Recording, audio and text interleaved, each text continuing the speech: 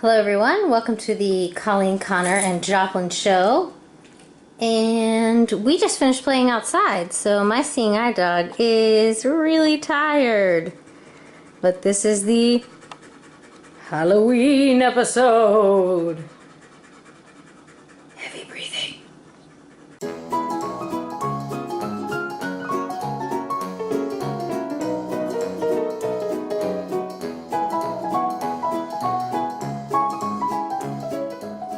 So, welcome to the Halloween episode. This is Colleen Connor. And I'm here to tell you that even your blind friends can participate in Halloween using Braille. I'm kidding. But a lot of people think, holidays. How do blind people participate in holidays? And what activities can we do? And can they cook? Can they not? And pretty much we can do anything you can do. But this episode is specifically going to focus on Halloween-y type things. One of the big Halloween traditions is carving pumpkins. So just as a note for a lot of people, when you go to carve a pumpkin, don't let your dog eat the pumpkin. Even though sometimes it can be good for them if they have upset tummies, doggies do not need to ingest pumpkins that you get for carving. So, as you can see, we have some pumpkins here, and I've got one in the sink already. Now, I had my roommate Mary, whom you've seen on previous episodes. My channel's linked in the description. So, I had her cut the tops off for me. I don't tend to use sharp blades on round objects anymore, like cutting melons or pumpkins, squashes, technically. So when you cut the top off a pumpkin, what you want to do is make sure that you cut at an angle so that the pumpkin lid doesn't fall in. That's the whole point of the lid. Your next step is going to be to remove the lid and then take all the pumpkin guts out. I'm using a large fork. And basically you want to scrape all of the pulp out and hollow it out so that if you want, you can stick a light or candle inside of your pumpkin if you are carving a design or face on one side of it. Or any sides of it. It is kind of round. Some people keep the seeds, which you can sort out from the pulp, and you can roast those and have nummy pumpkin seeds. Oh god, there's so much pulp. And I've already flung slippery pumpkin seeds everywhere. Pumpkin seeds, for those of you who don't know, are super slippery. So they tend to slip right out of your hands. Joplin, what do you want to be on the pumpkin this year? I was thinking a doggy howling at the moon. Joplin, what is your input? Yes? No? I think you may have dropped some pumpkin, which smells delicious. By the way, a little trick that I learned with pumpkins, and I do the same for pomegranates, is if you put some water inside while you're trying... By the way, if you thought this was going to be a non-dirty hands project, you were wrong. Visually impaired people have to touch all kinds of things because we can't see, and you get used to it after a while. But if you put some water in, the seeds float. So, the seeds that float or separate from the pulp are easier to get, and those are the ones you want to roast and bake, and then you can eat them whole or just get the tiny seed out of the center of this kind of shell. But you can eat the whole thing. Fiber. I normally put them in the oven at about 400 for 10 minutes or until I feel like they're crunchy. With a little bit of olive oil and garlic salt, and then they make a tasty snack after you have carved your pumpkins. Still on our first pumpkin. If you don't think this is hard work, it is, but it is something that is not exact, so if you want to be participatory blind people and you don't mind getting your hands dirty, go ahead and scrape out pumpkins. And as I mentioned, seeds float. So I am using my hands and a large fork to scrape out the pumpkins. 1 down. 3 to go. Also, putting on some jams is fun. And if you are having like a pumpkin party gathering, don't forget to get out like some tools, basic knives, smaller knives that people can carve more detail. Some people get real fancy and use like a Dremel and stuff to create shading on their pumpkins, you know, intense. But make sure you have enough supplies for everybody. Sometimes you want to put down newspaper. And as I'm showing here in the shot, it's always nice to have a nice big trash can so you can throw all the pulp away and the pieces of the pumpkin you don't need. If you're not trying to save the seeds, it does make your job a little bit easier. What I've done is just prop the pumpkin up facing towards the trash can, angled down, and then you just scrape everything into the trash can. So that's a little bit easier. Also wanted to let you guys know, if you were afraid that this pirate apron and pirate bandana were my costume, don't worry about it, because I'll be later on in this video doing my costume tutorial for you, which happens to be Jessica Rabbit. So when you're done scraping out your pumpkin, for those of you who are visually impaired, you should feel almost no stringiness anymore. You don't want to scrape it so that you're getting huge chunks of flesh, but you want to make sure that there's kind of a flat surface on the bottom where you could stick a candle or a light, and then almost no stringiness on the inside. If you decide to carve a pumpkin, sometimes if the inside of your pumpkin is darker or not as fresh, you can put tin foil on the inside, and that'll make your light reflect better. This is my seeing eye dog, Joplin. When she's out of her harness, she's just like any other dog. Gets lots of love from me, and of course she's going to be with me for her very first Halloween with Mommy. Also, we have our other dog, Roscoe. Is he hiding on his bed? Yes, he's hiding on his bed. Little burnt donut. Roscoe's pit bull boxer. He's your sweetie pie. So, one thing to note about dogs in general, and something that happens sometimes in any kind of weird noise or weird holiday situation, sometimes dogs will get scared. Thunderstorms are a prime example. A lot of people will find their dogs hanging out in the bathtub. Things like that don't seem to faze Joplin. She was trained very well, and at the Seeing Eye, they specifically play sounds from the time that they're puppies, so that they're very used to hearing all kinds of sounds. A rescue dog like Roscoe, he gets startled a little more easily, so he barks and, you know, shivers. He doesn't really like strangers, and he doesn't like thunderstorms. One thing to keep in mind as a loving parent of a pet is that regardless of whether you have a guide dog or a regular dog of any kind, you don't want to freak them out. A lot of people will be ringing your doorbell trick-or-treating. And one of the things to note is that you don't want your dog constantly barking at the door or running to the door. Another thing is people in costumes, even you in a costume. Sometimes people cover their entire faces with masks, makeup, big wigs, things like that. Some dogs don't even like people in hats.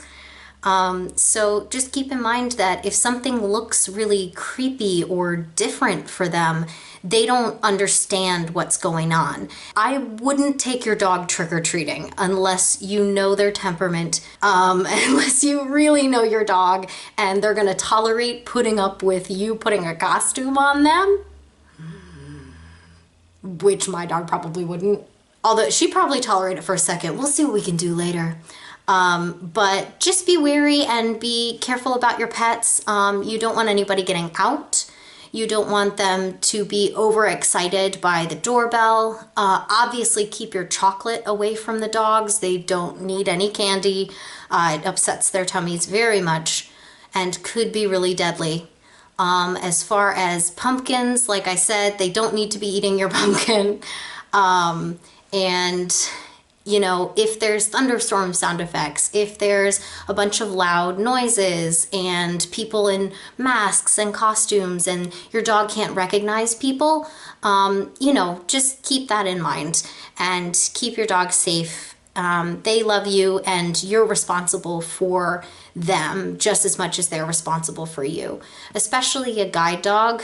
I'm not going out trick-or-treating, but I don't know that I would take her to a Halloween party. I'm not sure that she would have a very nice time. So anyway, let's see what I've got going on for my costume this year. This year I have decided to be Jessica Rabbit. And so my accessories are starting to get laid out here. I had my friends help me pick out some makeup. And I'm going to go for her look. The only saving grace is that I only have to do one eye because the wig covers one part of her, the other eye with her hair. Borrowed shoes from a friend, ordered the purple gloves off of Amazon, got some of the makeup from Ulta, some of it from Walgreens. I'm not really super fancy. My makeup, a lot of people ask how people label their makeup or how blind people might know. Some people are better at it than others as far as if they're daily makeup users. I don't use makeup except for theatrics, so I do apply my own makeup. And what I do is I have someone help me shop for it, and then I label it with Braille. I don't know if you can see this, but in Braille it says B to P, which for me means blue to pink. And there's different shades in there, and it goes blue on the left and pink to the right. And I label some of my other things this way. I'm really looking forward to a product that I'll be reviewing, but it's called Way Around. And this new app and product is going to be a new labeling technology using near field communication on your phone. So stay tuned for me reviewing Way Around and their tags because I'm stoked. I order most of my wigs off the internet and I kind of just Google for what I'm looking for. I have ordered from Etsy, I've ordered from Amazon, and I have actually gone to a shop and gotten fitted for a wig. I have one wig that's a really nice medical quality brown wig with some red highlights. It's a more natural wig. This is like a fire engine red. And I did not have time nor finances to purchase the probably more orangey color that Jessica Rabbit's hair is from the film Who Framed Roger Rabbit. So I decided to pull my most kind of cartoony red wig. It's not quite long enough, but I'm going to make it work to the best of my ability. And it does have the bangs to cover one eye, and I will spend some time probably curling the ends a little more. But it's almost like an asymmetrical cut. And I have it currently on just a plastic wig stand while I style the hair and continue to get ready. A lot of people decorate with pumpkins on Halloween and skeletons. These are fake and are very participatory. This skeleton is bendy, so it's fun. Also, another thing visually impaired people can definitely do is put garland on a banister. Because we can feel that that looks good. Let's see how my roommate's making out with cutting the pumpkins. We got some sweet crows on the wall. Wow! Caw, caw. Caw. I think I did a pretty good job with those actually placement-wise this year. Not gonna lie. Crows in flight. Mary is currently carving pumpkins. Yes, my carving stills mostly involve stabbing the pumpkin with a knife. Repeatedly. We're really good at that in this household. Pumpkin carving, not stabbing. Come on, guys. She finished my pumpkin, which is a wolf howling and a crescent moon and a star. Sort of. That's what it looks like. Okay. Oh, spooky. And she is doing a star-eyed vampire? Sure, we'll go with that. Decided the stars were fun to carve. And then just went with it. Look at that mastery.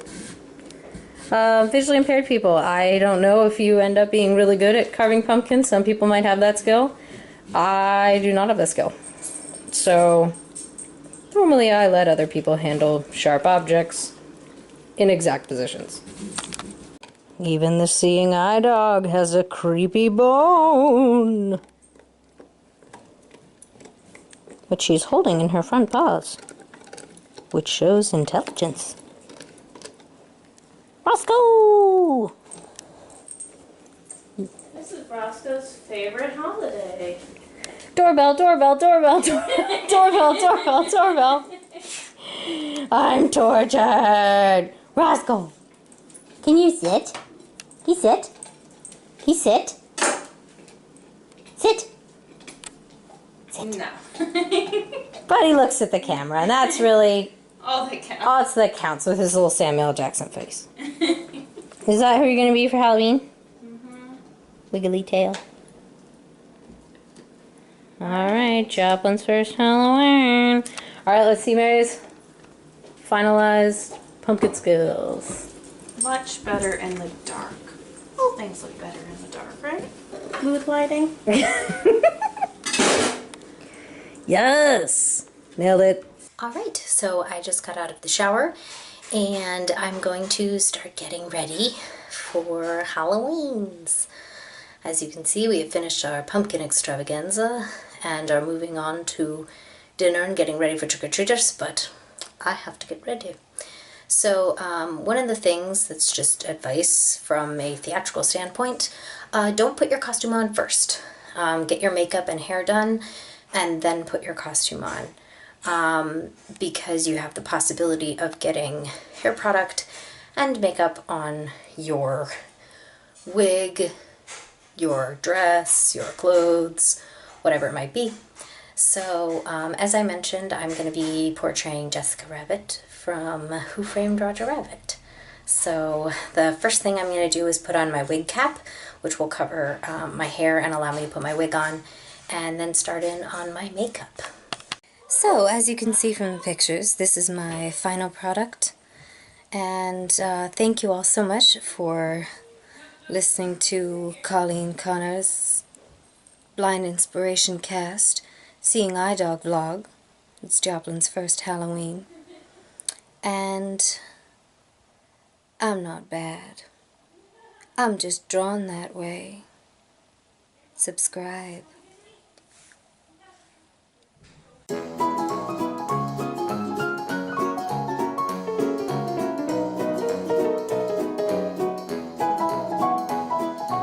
So, this is Joplin's first Halloween. Watching Halloween and enjoying people coming to the door. Joplin, what do you think of Halloween? Say, I'm looking for candy. I haven't gotten any, which is crazy. Oh, you found a Kong. Is there still a cookie in there for you? Halloween cookie? All the cookies are gone? Okay.